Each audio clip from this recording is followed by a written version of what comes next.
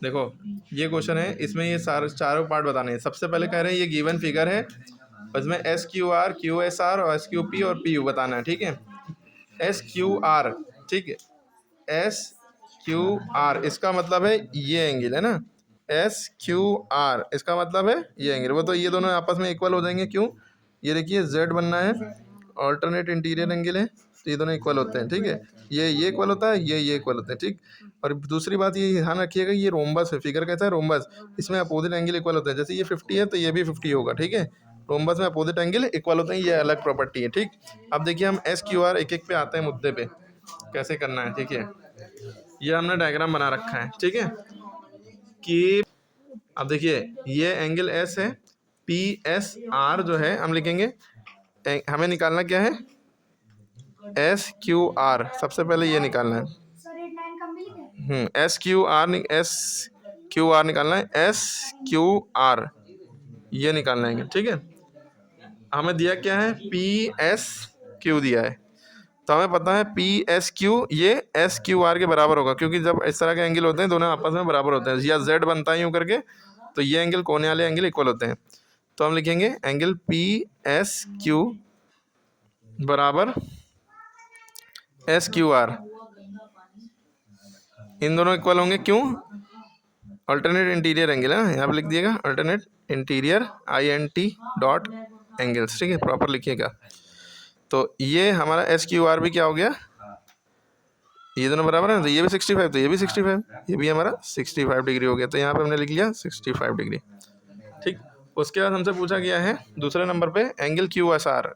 दूसरे नंबर पे क्या पूछा गया है, angle Q S R question mark, Q S R यानी कि ये जो बीच में आता है वो उसका वो पूछा जाता है क्यू एस आर। तो अब देखिए ये पूरा अगर हम इसको देखें, ये ट्रायंगल बनना है, ट्रायंगल बनना है यूँ करके, है ना, हम ऐसे बना रहे थे। तो ट्रायंगल में तीनों एंगल के सम कितना होता है, 180, ये 50 है, ये 65 है, ये निकालना है, तीनों को जोड़ने पर 180 आना चाहिए ना। तो हम लिखेंगे एक्स, इसको हम लिखेंगे क्यू एस आर, अरे हम उसके फॉर्म में लिख रहे हैं, इसको एक्स मान लो। ठीक है, एक्स प्लस 50 प्लस 65 बराबर 180 है ना, क्लियर है। तो एक्स प्लस 5 11 115 है ना, 180। ठीक है, अब हमें क्या है, एक्स की वैल्यू निकालनी है, तो 180 माइनस ये 115 उधर चला जाएगा, 65 बचा। ठीक है, माइनस कर लेंगे आप, 65 बचेगा, तो ये भी वैल्यू कितनी आ गई, 65। अब हमसे अगला क्या पूछा गया है, अगला हमसे पूछा गया है S Q P, angle S Q P, इसका मतलब ये क्यू एस क्यू पी, तो ये पूछा गया बीच वाला। ठीक है, और ये इक्वल है, देखिए ये देखिए जेड बनना है ना, उल्टा यू जेड, ये और ये देखिए ये जेड आया, ये जो है वो ये है ऑल्टरनेट इंटीरियर एंगल। ठीक, तो हम लिखेंगे एस क्यू पी बराबर, एस क्यू पी जो है एंगल एस क्यू पी किसके बराबर होगा, क्यू एस आर के इक्वल टू, या क्यू एस आर, हाँ क्यू एस आर के बराबर होगा, क्यू एस आर। क्यों? क्योंकि अल्टरनेट इंटीरियर एंगल, क्या लिखेंगे ब्रैकेट में, ये लिखना ज़रूरी है, चूंकि यानी सिंस अल्टरनेट इंटीरियर एंगल।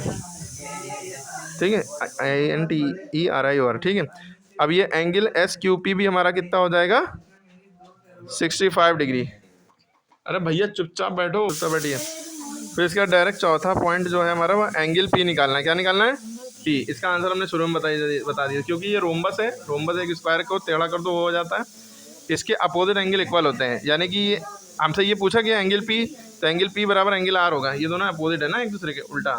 ठीक, अगर एंगल क्यू और एंगल एस देखें तो ये पूरा 120 का है, सॉरी 130 का, 60 65 65 130, तो ये भी देखो 130 आ रहा है। ठीक है, ये अभी आया। ठीक, तो एंगल पी जो है हम लिखेंगे एंगल पी बराबर एंगल आर, क्योंकि in rhombus opposite angle are equal, ये लिख देंगे opposite angles A N G L S angle are equal. ठीक है, प्रॉपर वे में लिखिएगा।